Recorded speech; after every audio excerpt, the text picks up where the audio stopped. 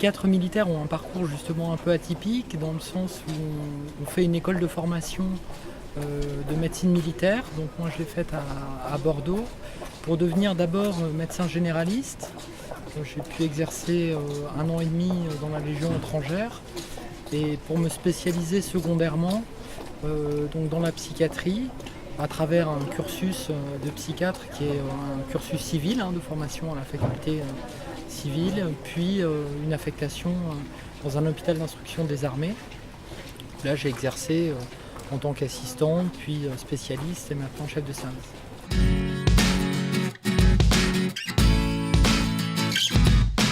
Oui, il y a schématiquement 2 types de missions, ce qu'on appelle les opérations extérieures, où là on intervient sur des situations de crise ou des pays en guerre. Donc ça a été pour moi le cas en Haïti en 2010, après le tremblement de terre, et puis à 2 reprises en Afghanistan, dans 2 missions de 4 mois que j'ai effectuées en 2010 et en 2012, et là plus récemment cet été sur le territoire malien.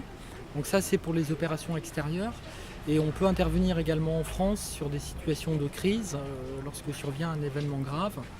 Ça a été le cas par exemple pour mon service lorsqu'on a engagé l'équipe après le crash de la Germanwings, l'accueil des victimes des attentats du Bardo, ou plus récemment, sur 9 jours, l'engagement de l'ensemble du service sur les attentats de Nice l'année dernière.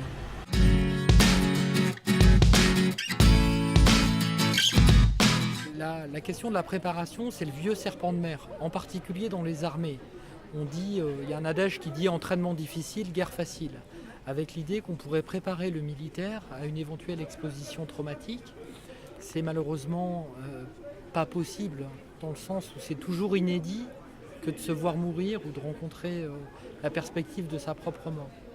Ceci dit, en sensibilisant les militaires à la question de la blessure psychique, on peut leur permettre, s'ils présentent des symptômes, de consulter beaucoup plus rapidement, d'être pris en charge beaucoup plus précocement, avant que des complications ne s'accumulent, comme les troubles du sommeil, le recours excessif à l'alcool ou un fléchissement dans la motivation à servir.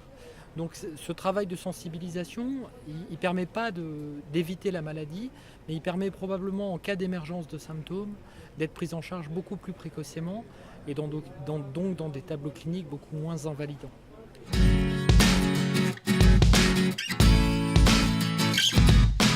Justement, je pense de ne pas méconnaître les enjeux médico-psychologiques de leur métier. Je le dis pour les humanitaires, mais on pourrait le dire de la même façon pour des infirmières qui travaillent aux urgences, des infirmières qui travaillent en réanimation ou des infirmières qui travaillent en oncologie, en cancérologie. C'est-à-dire la charge mentale du métier d'humanitaire est probablement élevée par l'extraordinaire des situations qu'ils traversent, d'où l'intérêt d'avoir un souci particulier sur sa propre santé mentale, son propre psychisme et celui des équipes avec lesquelles on travaille. Merci beaucoup. Merci à vous. Merci.